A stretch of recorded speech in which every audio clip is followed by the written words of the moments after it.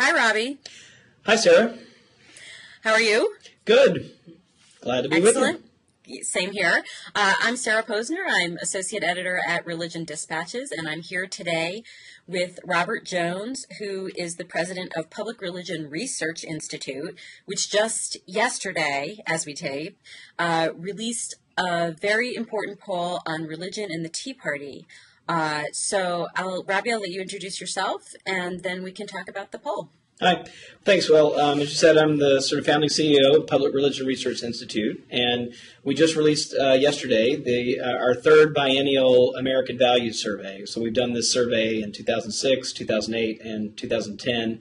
That really takes a look at the most important issues at the intersection of religion and politics as we're gearing up for election season.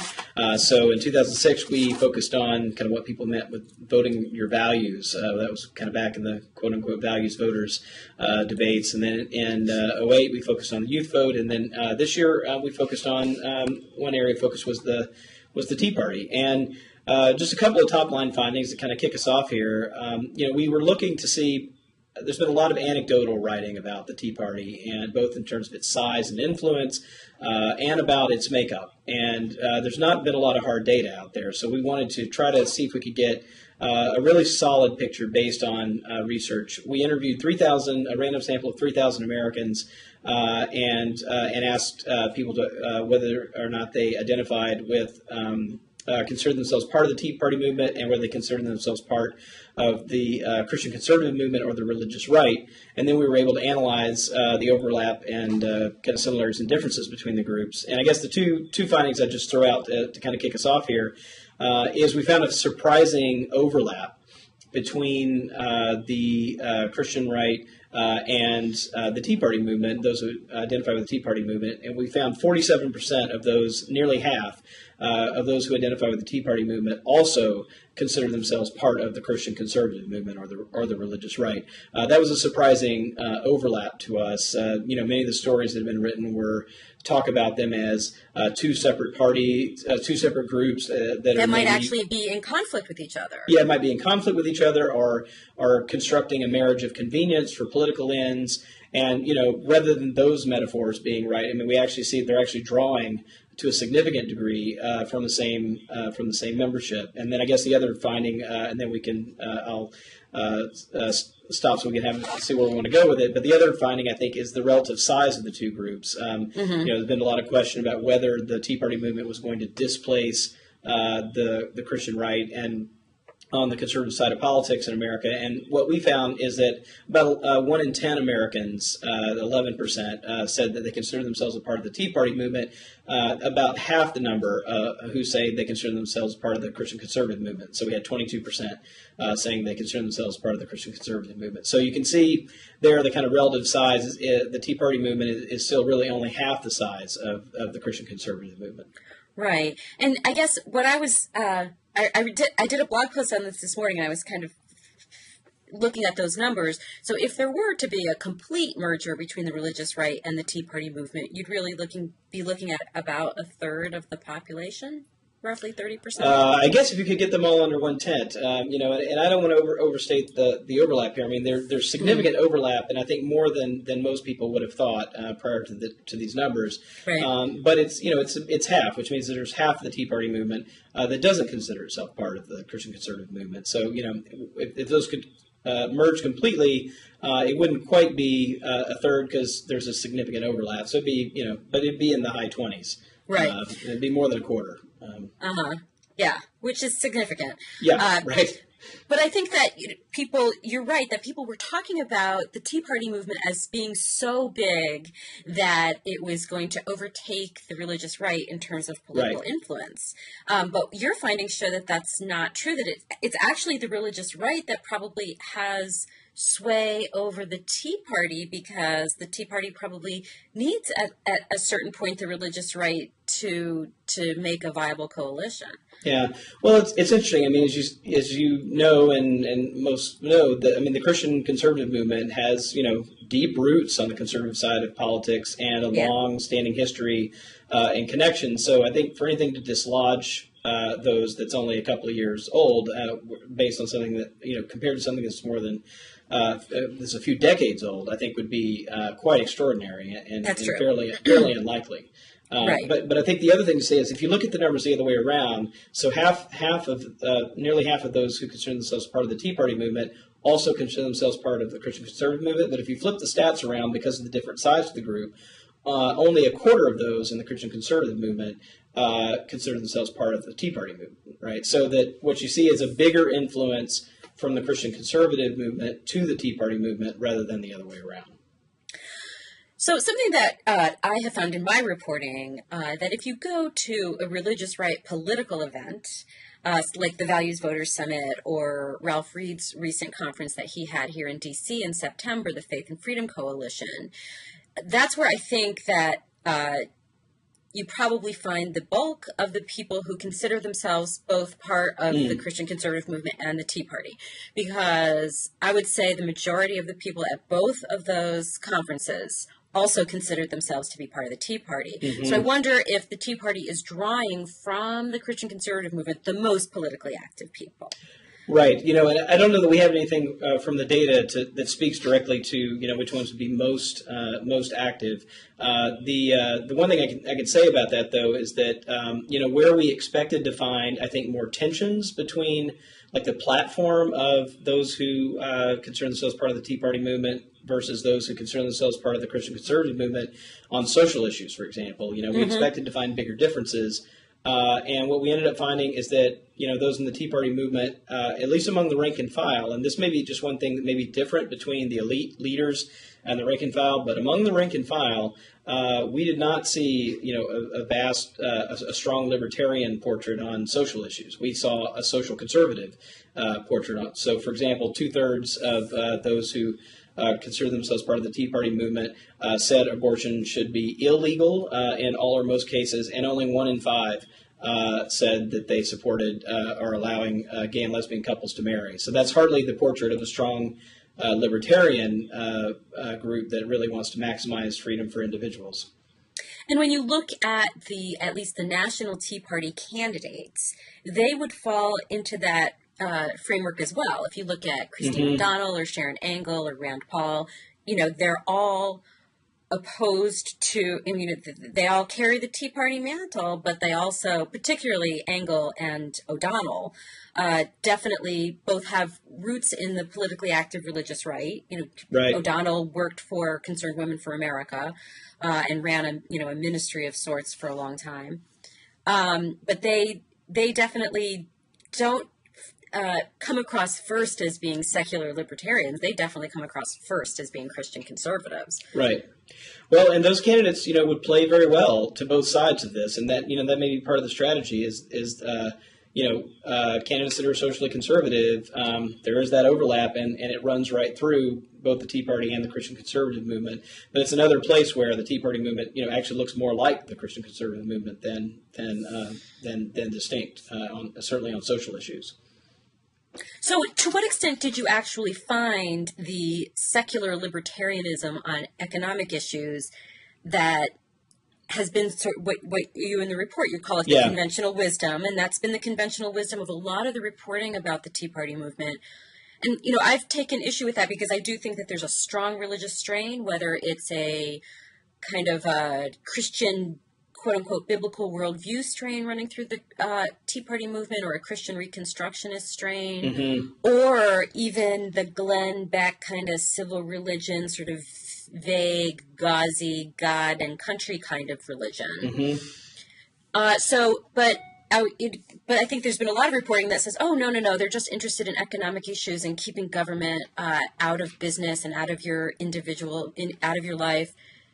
To what extent did you find that to be a dominant thread in the Tea Party respondents? Yeah, well, there are a few places where those who are consider themselves part of the Tea Party movement do stand out on this, and they stand out even, distinct from Christian conservatives and Republicans. So I don't want to overstate the similarities. I mean, they're certainly there, but a few places where they stand out are on government, on the role of government, that they do, that 8 in 10 members of the Tea Party say that the government has gotten bigger over the years because it's involved in things that individuals ought to be doing for themselves. And that number is significantly higher than either Republicans or Christian conservatives.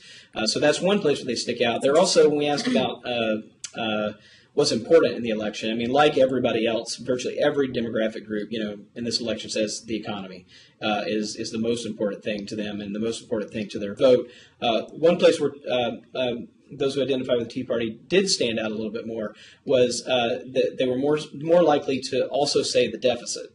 So to say the economy, they were also more likely to say the deficit.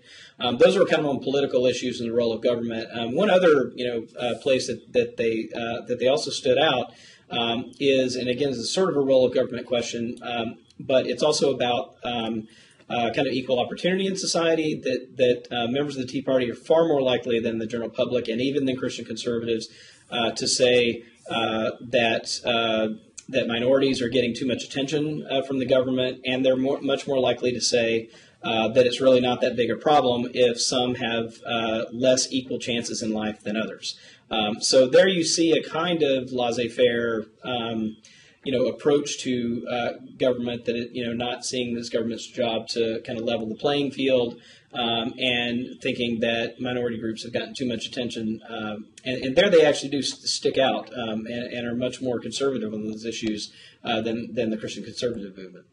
But do you think that there is, does the data show any split within the Christian conservative movement where you find the people who are more likely to answer those laissez-faire questions in that way to also affiliate with the Tea Party, so that there are people in the Christian conservative movement who are more conservative on those economic government questions, and they're the ones who are more closely affiliated with the Tea Party, as opposed to the whatever number of the whatever percentage of the Christian conservatives who aren't affiliated with the Tea Party. Right. No, I think that's right. I mean, those would be the people who would be attracted to that overlap, right? So if we're looking at the overlap from the Christian conservative side of the overlap, we're really only talking about a little less than a quarter of the Christian conservative movement that are really attracted to this Tea Party kind of point of view, but those are the folks.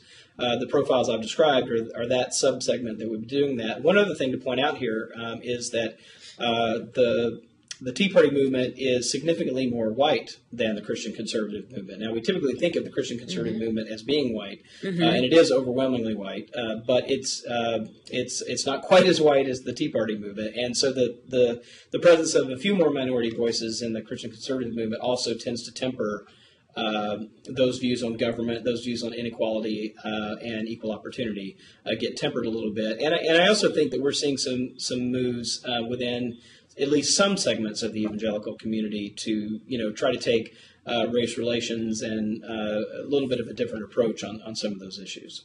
So do you think that those are people who would be more or less likely to affiliate with the Tea Party movement? Right. So those people would be definitely less likely. So we see the number of minorities in the Christian conservative movement is significantly higher than the number of minorities in the, for example, in the Tea Party movement.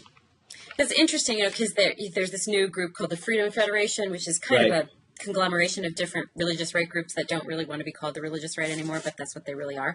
And they have a strong emphasis on bringing in, they say multi-generational, multicultural, multi-ethnic coalition. But a lot of them do affiliate with the Tea Party movement. And I wonder if there's more, that the disconnect is really between political elites, the Tony Perkinses and the Jim DeMints of the world, who see possibly the necessity of forming a coalition, the political necessity of forming a coalition, and may also see some ideological overlap. But whether there's maybe a disconnect between that and what more rank and file. Right. Well, I mean, one way to look at that would be to look at the data, and when we look at the data for the Tea Party. For example, of those in the general population who affiliate with the Tea Party, it's 4% who are African American. And so one way to ask that question would be to look at the stage, at one of those forums, and ask whether the representation of African Americans up there is bigger or smaller than 4%, and you'd have your answer, right? Right. Yeah, and but I do think that they've made a very strong play to make it seem like the Tea Party is either not hostile to African Americans and civil rights, or actually open to it. You see Right. candidates like Tim Scott in South Carolina, who is, I think, a religious right candidate, talks about the Bible a lot, and Right. is also the Tea Party candidate and is African American. And but I don't know that it reflects an actual change in voter preferences towards the Republican Party and the Tea Party, just because there are more African American Republicans running for office this year Right. than there have in the past. Right. No, I take your point, and I think we certainly see that at the elite levels. But just to put not to put too fine a point on it, but this, I think one place to go is this question about whether minorities have, the last few decades, have minorities received too much attention from government. And among the Tea Party, it's 6 in 10 who agree with that statement, and the general population is 37%. Who agree with that statement, and interestingly enough, among white evangelicals, even kind of core of the Christian conservative movement, that number is only 38%. Right, so we see a 20-point difference between even white evangelicals and the Tea Party on that, and those who affiliate with the Tea Party on that question of kind of the place of minorities and the way that government has interacted with minorities in the last couple of decades. So, do you think that it's possible that there is, within the Christian conservative world, that there's this spectrum? I'm sort of seeing this spectrum from, sort of a Rich Cizik kind of evangelical over here, all the way over to, a Christian Reconstructionist, somebody, Tom Tancredo, very anti-immigrant, and that whole span is what encompasses the white evangelicals, and that it's the span over here that's cleaving off to the Tea Party. Yeah. Well, I think one of the interesting things to remember about the Christian conservative movement is I think exactly that. It's big, right? So it's more than 1 in 5 Americans. But they are more homogenous than almost any other voter demographic group. Right. Yeah. But when you go to compare them to the Tea Party, which is even more homogenous, right? I mean, then you start seeing some diversity. But I think you're right. I mean, we've seen this in the evangelical world, that there is a kind of given that they're 1 in 5 Americans, and whenever you've got a group that big, even though you look at demographics and you look at other things, there's a lot of homogeneity in there. There is also, I think, some range of opinions that we see that in the last analysis we really did on this, it looked like just a little bit more than a half of that group was pretty, hardcore Republican, hardcore conservative on pretty much any issue you want to do on any election you want to look at. And then there was a little more play depending on the issues in another third or so of that group, and then about another fifth that tended to vote Democratic, actually, and that looked a little more progressive in their views. So while we're talking about the homogeneity of, or lack thereof, of white evangelicals, let's talk about abortion, because Sure. that's been one of the things, that's been one of the topics that a lot of people who have claimed the argument that the Tea Party is actually a secular libertarian movement and it's not interested in these social issues, and they point to the fact that the Tea Party, if you go to a Tea Party rally, they're not talking about abortion, and you don't have protesters there with bloody fetus signs and things like that. But then just yesterday, Sarah Palin, who's considered sort of one of the queens of the Tea Party, gave a speech where she talked about abortion being an essential issue, and she talked about it in the context of healthcare reform, which is obviously like this big Tea Party issue, that Obamacare and death panels and all of that. But also, I think that the abortion issue, even though the healthcare law ultimately restricted access to abortion, that she was saying that. She claimed to this group that it actually represents an expansion, the greatest expansion of abortion. I think were her words or her implication. So, how did you see in the data, at least? You mentioned that the attitudes of the Tea Party movement, that they were majority anti-abortion rights. Right. Yeah. Nearly 2/3. yeah. Say and so how abortion. does that compare? So that's a little bit less than the Christian conservative movement, which I assume is a little bit higher than that. Right. Yeah, just a bit higher. Yeah, but not a lot. But not a lot. So they yeah. were they're pretty much lined up, but they haven't made it a front and center issue. Right, right. And so there's, again, I think this question between elites, and the rank and file. And, maybe that's, Sarah Palin has sort of sensed that, she knows that this group that she's talking to, and she's certainly, kind of grabbed with both hands, I think, the helm of the, kind of the Tea Party helm. And, that's also, by the way, reflected in the data that, the two kind of characteristics that stuck out among Tea Partiers, again, that set them off against the Republican Party and the Christian conservative movement is their overwhelming support of Sarah Palin. 8 and 10 have a favorable view of Sarah Palin. That's higher than both of those other groups. And Fox News, and like 6 and 10 say Fox News of those who identify with the Tea Party movement say that Fox News is their most trusted source of news on current events and politics. That number is significantly higher than Republicans or Christian conservatives. So that kind of sticks out. But back to the abortion point, right? I mean, I think you're exactly right here that there's no doubt that the data really makes really clear that 2/3 is a really high number to say that abortion should be illegal. Our numbers on the general population are actually the other way around. That 55% of Americans think abortion should be legal in all or most cases. So it's a pretty drastically different number than the general population. And we also see that members of the Tea Party say they'd be more likely to vote for a candidate that are less likely to vote for a candidate who supports abortion rights as well. Less likely than who? Than just the general population. Public. Yeah. Mm-hmm. Well, it's interesting. When I was covering the Ralph Reed conference, I talked to an activist, who had come to the Ralph Reed conference, had told me she had been to just about every Tea Party event she could in the D.C. area. She lived in Northern Virginia, and I was asking her about the religion component because while we were at the Ralph Reed conference, and he was very much focused on tying this together with the Tea Parties, and his organizers talked openly about, if you're looking for people in your community to bring into your local Faith and Freedom Coalition, look to the Tea Parties. Those are the good activists. And this woman was saying to me, I was asking her about the religion because a lot of reporters were saying, I don't see much religion here at Ralph Reed's conference. And she said that she thought that, and she herself was a conservative Catholic, and she said that she thought that even though religion wasn't openly talked about at Tea Party events, although sometimes it is, but she said that is not why people go, but it's what motivated them to go in the first place. But they don't go to hear that. So, and that was her impression. Obviously, that was just one person's impression, right. One person who's like biased towards the view that they are religiously motivated. Yeah. But it presented this sort of interesting perspective on why don't you hear them talking about God at tea parties?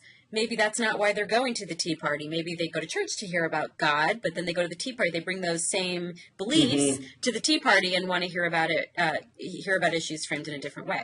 Yeah.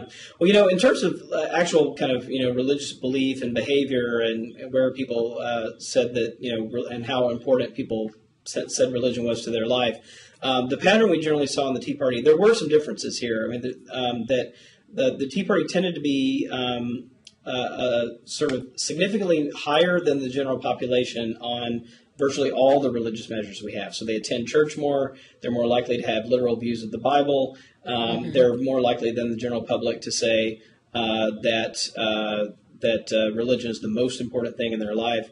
However, on all three of those measures, they're a little bit less likely, or they're significantly less likely than the Christian conservative movement to say. So they're basically somewhere in between, the general population and the Christian conservative movement on religiosity issues. So they're, stand out from the general population for being much more religious than the general population, which is actually saying a lot because the American population is a fairly religious bunch, right? So that they're higher than general population isn't. That's pretty high, but they're lower than the kind of extremely high levels of religiosity we see among the Christian conservative movement. So there's a little bit of a difference here. They may not quite be wearing it on their sleeve quite as much as those who are kind of mostly only are identified with the Christian conservative movement, but it's not very far below the surface, certainly. Well, I was looking in your report, and you have a pie chart on the religious affiliation of the Tea Party. Yeah. And there's 15% unaffiliated. Right. How does that compare to the general population? It's a little bit less. The general population is about 1 in 5, so 19%. So that doesn't mean atheist or agnostic. That just means I don't have a religion. Right. Atheists and agnostics are kind of part of that group. Yeah, but it means that they would not claim a formal religious affiliation of any kind. Okay. Now, it was interesting to me, one other question, because at Religion Dispatches, our writer who covers Mormonism for us, Joanna Brooks, has talked about the influence of Mormonism on the Tea Party, and in particular on Glenn Beck, who is a Mormon. And I was curious about, you have the pie chart in here, and everybody, if you're looking at the report on the Public Religion website, it's on page 9, and you have a segment of white other Christian. Right. I mean, did you ask people whether they were Mormon, or we did actually, but we didn't have enough in the sample to report out on them separately. Okay. So you're exactly right. That's where they sit, is in that white other Christian category, along with a lot of other white Christian groups that are smaller than these bigger families that we have broken out in the pie chart. So what would be included in that? So it would be things like, any number of smaller sects that don't cleanly identify as evangelical, don't cleanly identify as mainline. So Jehovah's Witnesses, other groups like that. And so where would Pentecostals probably be in the evangelical? It depends. Or Black Protestant? The way the survey works. The questions we have, it's a pretty sophisticated battery, but basically our definition of white evangelical is they're white Protestant Christians who say that who self-identify as either evangelical or born again. Okay. So if a Pentecostal, sort of someone from, let's say, the Assemblies of God, goes through that battery and they're white and they're Protestant and they're Christian, and they answer yes to the I'm born again, then they will be considered evangelical. If they say no, then they'll be in the other category. Okay, so that was deep in the weeds for all. Sorry about that. All of the religion geeks that we're broadcasting to. Right. This is the same approach that the Pew Forum on Religion and a lot of other academic folks use to categorize religion. Yeah. Okay. Well, while we're talking about understanding other people's religion and the Tea Party and politics, I thought maybe I'd segue us to the Taliban Dan ad that I wrote a little bit about last week at Religion Dispatches, and you tell me before we got on the phone that you didn't have time to look at it because you've been busy compiling this survey. Right. So let's not discuss the merits of the Taliban Dan ad. This was the ad that the Congressman Alan Grayson in Florida ran against his opponent Dan Webster, and Dan Webster had given a speech at a Christian Reconstructionist group, a very conservative biblical worldview group, the Institute in Basic Life Principles, and a clip was taken from that speech for the ad in which Alan Grayson characterized his opponent Dan Webster as Taliban Dan. Now, without getting into the merits of the fact-checking of that ad, which, like I said, I've written about and lots of other people have written about and talked about, but because you haven't seen that particular ad, let's not go there. But let's just talk more generally about the tactic of saying that your opponent is a religious extremist and saying that by using that terminology, Taliban so-and-so. Yeah. That he's like the Taliban. I mean, my feeling is that it's not very useful. I mean, I wrote quite a bit about the beliefs of this group that Webster was speaking to and clearly abides by. And yes, it's extremely conservative and has some troubling beliefs, and Webster hasn't distanced himself from those beliefs, but it masks our understanding of what that belief system is, and also doesn't really further our understanding of what the Taliban is to use that phrasing in that context. Mm-hmm. What do you think? Well, I mean, I think that we're seeing obviously a troubling amount of anti-Muslim sentiment in the country, right? And that tends to very quickly equate is the religion of Islam, Americans who are Muslims, and terrorism, right? That tends to try to make those links without any kind of qualification or any sort of thing. We've seen bus ads in New York. We've seen, all kinds of stuff around the Park 51 Community Center and Mosque in New York and Manhattan. And what it seems to me, it's certainly reminiscent. It seems some really reflective writing from Catholics, for example, saying, and from Jews, other groups that decades ago were considered to be kind of the other religion, and written from Catholics as saying, look, we remember when there was resistance to anti-Catholic sentiment at the turn of the century ran pretty high. Lots of laws got passed based on it, aimed at keeping. Aimed at really shutting down Catholic schools and all kinds of other stuff. I mean, there were a lot of there's been some writing from a number of kind of leading kind of Jewish thinkers and writers along the same lines, saying, look, we know what it's like to be a religious minority and to be the religious other that everyone's afraid of. And maybe the other kind of, so that's one comparison. Maybe the other one is really is that is communism, right? Has been the thing to do if you really want to paint someone with a broad brush. Is 50 years ago was to call them a communist, and I think we're seeing the use of kind of terrorism and the Taliban is maybe the same kind of tactic. If you really want to paint your opponent with a brush really quickly, especially on the conservative side of politics, where these kind of opposition to like the building of mosque and other things runs higher. I mean, maybe a tactic one reaches for. So that's interesting. So here we have the progressive candidate running the ad, calling his conservative Christian opponent Taliban Dan. Yeah. And so you're suggesting, so do you think that it's a way of trying to marginalize someone's religion? Yeah, I mean, I have to say, it doesn't seem to me to be in good taste to kind of any way you slice it. I mean, as you say, I think it's not useful. It's not. It also runs like,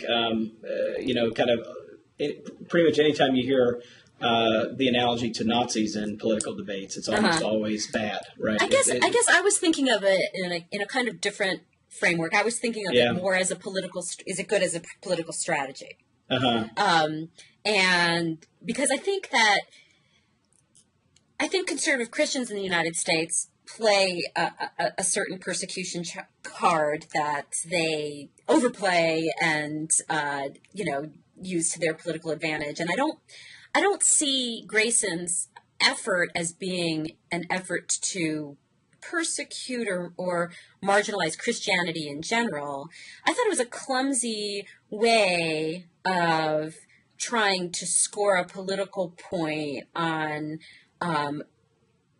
his opponent, who clearly has some beliefs that are probably even outside I don't want to say outside the mainstream of evangelical Christianity, because it's not really. I guess I'll say that some evangelicals might object to the Institute in Basic Life Principles and the submission, the wifely submission that was being discussed in the ad. But it is kind of, in a way, part of the mainstream of a certain evangelical culture. But I just think as a political tactic, and as someone who reports on religion and whose job it is to try to make people understand how religion plays in our politics more clearly, I just felt like it wasn't an effective political strategy, because I think it confused it. Not only is it not accurate, because Webster's not toting an AK-47 and threatening civilians and cutting off people's hands and things like that, that the Taliban does, but I think that as a political strategy, it backfires, because then Dan Webster goes on TV and he doesn't look anything like the Taliban, of course, but it didn't, and so the voters question why Grayson used the phrase, but that also it doesn't help them look a little bit deeper into what are Webster's religious beliefs, and how will that impact his politics and his policy if he were elected?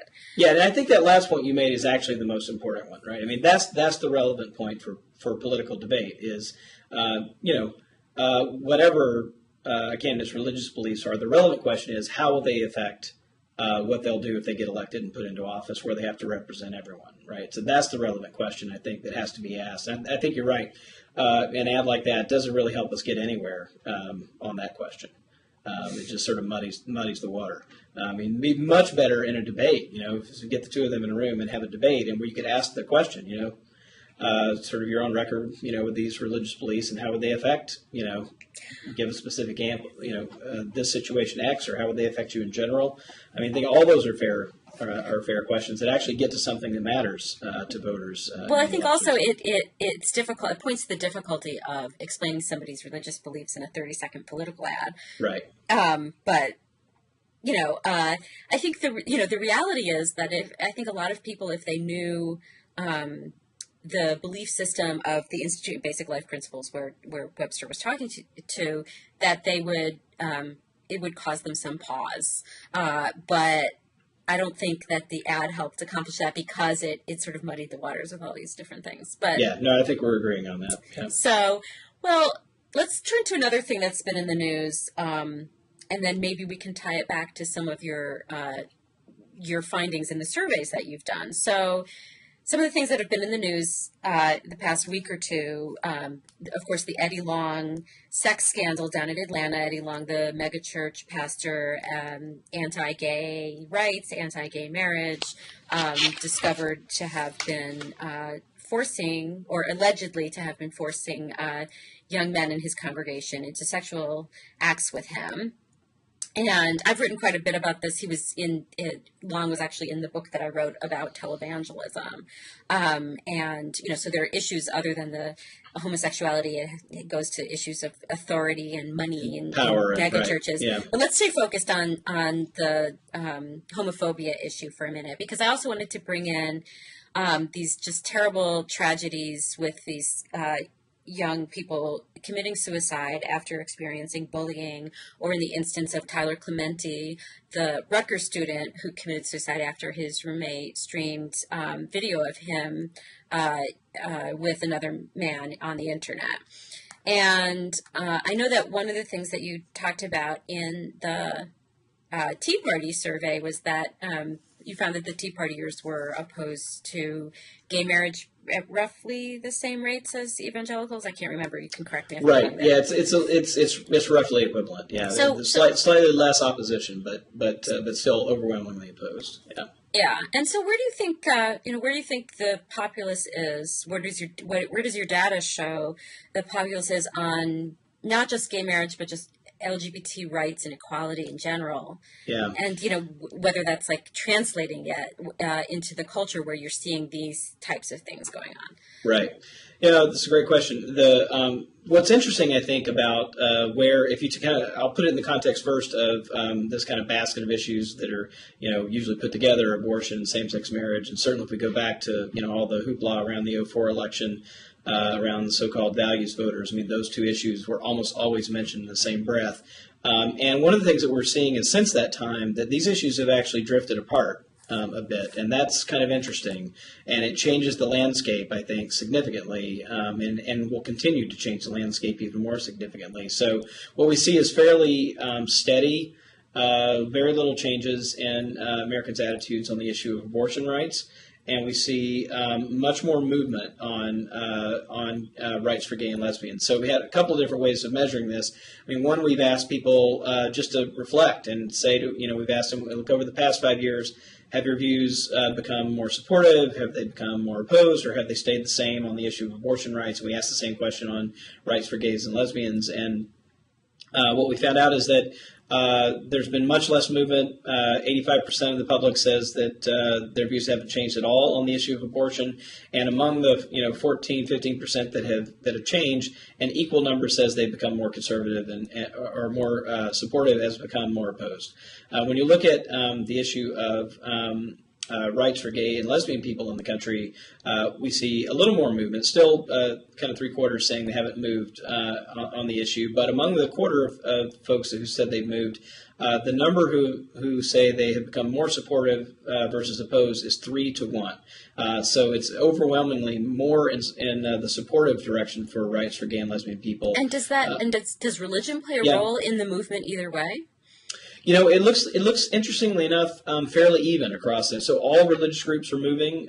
There's a little bit bigger movement, and we're still kind of looking into this, see if we can tell exactly what's going on here. But there's a little bit more movement among Catholics in a more supportive direction than other religious groups. But they're all moving, and some of that has to do certainly with just every year that goes by, there's a whole new group of 17-year-olds that become 18-year-olds that become then measured in public opinion surveys.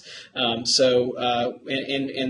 it's really difficult to overstate the generation gap on gay and lesbian issues, which, by the way, is not there on abortion issues, on the issue of abortion. But there's a huge generation gap with younger people being just 20 points, more supportive of gay and lesbian rights across the board, whether we're talking about marriage or adoption, workplace non-discrimination, whatever issue you want to look at, overwhelmingly more supportive. And that goes down, all the way across all the religious groups into the evangelical groups as well. There's this real generational divide.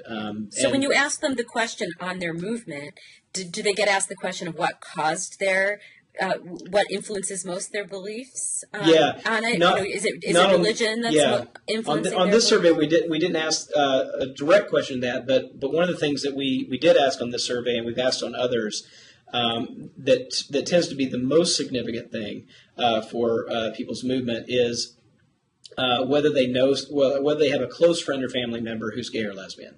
That tends to be the most powerful kind of single predictor of anyone's views on these issues, and we see the same. We see the supporting evidence also that younger people are much more likely to say they have a close friend or family member who's gay or lesbian than older people, and that's certainly part of the really key part of the story. Mm-hmm. So, I mean, do you have any sense of whether that there are changes in the evangelical world on gay marriage? Because what I see in covering the religious right, which like we've talked about earlier, doesn't really encompass all of evangelicals aren't going to be politically active, going to religious right events and so on, but that while they may have changed the rhetoric a little bit, what I've noticed, they're not necessarily using the homosexual agenda, scare quote kind of tactics, but still very much talking about how gay marriage is the sort of thing that's going to bring a curse on our country. I'm not talking about Fred Phelps. I'm talking about, someone like Lou Engle or other religious right figures who still very much emphasizes, they talk about this openly, they realize that younger evangelicals are less concerned about it, but they still want to put that in their heads, that it's wrong and it's going to cause all sorts of problems for sort of the nation's well-being. I think there's a real debate going on between younger, evangelical leaders and older ones. I mean, Jonathan Merritt, who I think wrote this piece after Judge Walker's decision in the Proposition 8 case earlier this summer. Wrote a piece that just said, is Prop 8 the death knell of the culture war for the younger generation of evangelicals? And he was just saying, he really threw down the gauntlet there and just said, this is not a banner that younger evangelicals are going to march under. It's not that they're not theologically concerned about it, but they're not going to march under it as a political issue. So what does it mean that they're theologically concerned about it? I mean, how does that translate into their behavior and public discourse and their discourse in the public square? I mean, how does, so they're theologically concerned about it, but they're not going to get, jump out of bed in the morning and go to an anti-gay march. Right. And I think he's also saying there, that they're also not going to expend their political capital on policy issues on this front, that they're going to be working on other stuff. So, I think it really does translate into something real in public policy arena among younger evangelicals. But you're totally right that I think the older generation, that Manhattan Declaration, that we saw last year, was all about the older generation of evangelicals saying to the younger generation, these are the things you should care about. And there was a little bit of a backlash among the younger crowd who said, well, who are you to tell us what we should care about? We kind of have our own sense of, what our Christianity demands that we care about and how we should carry that into the public square. So there's some real generational tensions there. The other place I'd just point to is there is a real divide in the country, particularly when you get to more conservative religious groups, between individual rights for gay and lesbian people in America, where now we actually see majority support, even among white evangelicals, for who are the most conservative religious group on this issue, on this range of issues. We see majority support for workplace non-discrimination and majority support, for example, for Don't Ask, Don't Tell, for repealing Don't Ask, Don't Tell. But those tend to be around individual rights. So we see majority on hospital visitation rights, those kinds of things. But where the line tends to get drawn is when it moves into the realm of children and family. And so we see there's where we see the real breaks in the numbers that we'll see. For example, if you talk about abortion rights or you're talking about same-sex marriage, those two issues are the ones that are still for more conservative religious groups, particularly for white evangelical Christians and for African American Protestants as well, two issues where there's not majority support, even though there is majority support on some individual rights issues now. Oh, that's interesting. One of the things that I noticed in doing some reporting on the religious rights millennial outreach is, like I said, they're not focusing on those issues. They will talk about them, but they won't focus on them. And one of the things that I noticed was that they're trying to frame their outreach to millennials in terms of social justice. So on the one hand, you've got Glenn Beck on TV talking about how social justice is Marxism, and then you have these conservatives. This is coming out of the Heritage Foundation, right? Talking about that social justice is an imperative that Christians have to act upon, but framing it in a much different way than, say, a progressive mainline Protestant church would frame it. Yeah. And it's very much focused on relationship building and family, and sort of the belief that's very much touted in religious right and some Tea Party circles now is that everything will kind of flow from these relationship-oriented, the strength of these relationship-based interactions.